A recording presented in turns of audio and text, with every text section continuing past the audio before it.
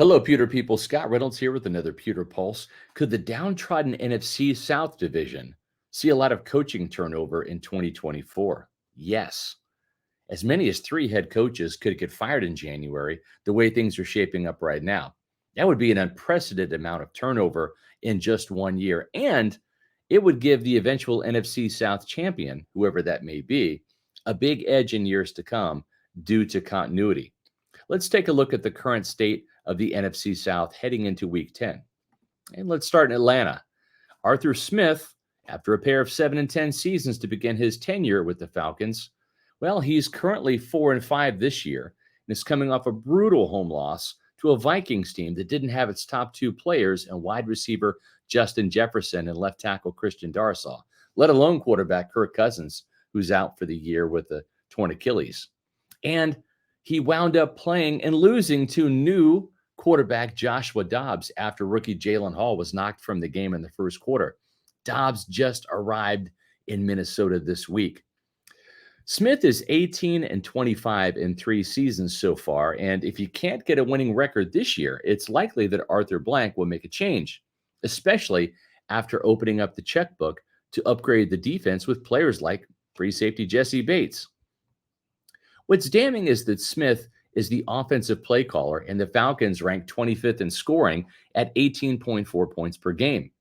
And he's already made a quarterback switch from Desmond Ridder to Taylor Heineke, who lost last Sunday.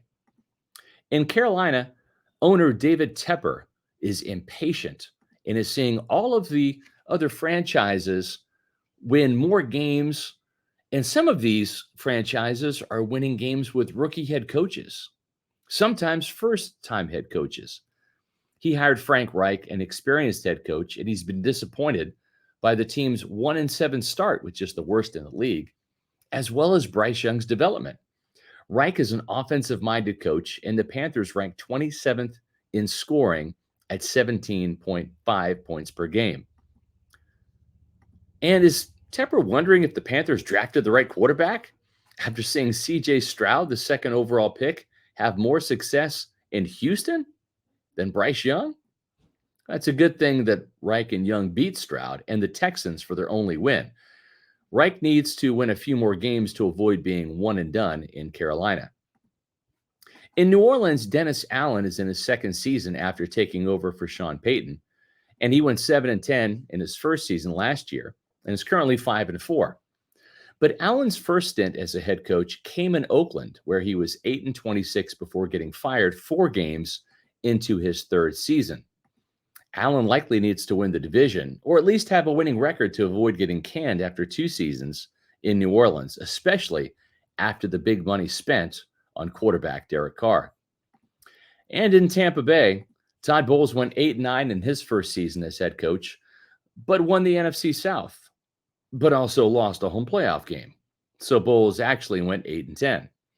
He needs to win to keep his job, and that means going 9-8 at least, or winning the NFC South again, or making the playoffs as a wild card team at the very least.